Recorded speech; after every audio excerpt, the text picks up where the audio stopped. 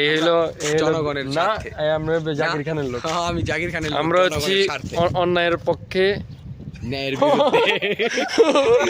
আচ্ছা না না, আমরা হচ্ছি এই লোক অন্যায়ের পক্ষে।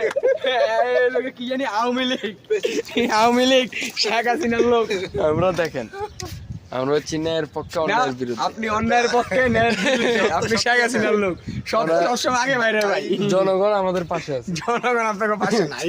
আর এই হলো রক কাটা শিবির। এই লোক মিস্টার শাহিন আলম, শিবিরের লোক, জামাত, এরা রক কাটে। আর এদের আমির বলছে কি যে আমি দূরে খারাই। এই জামাত সাপোর্ট করলে, জামাত সাপোর্ট করলে কি হবে?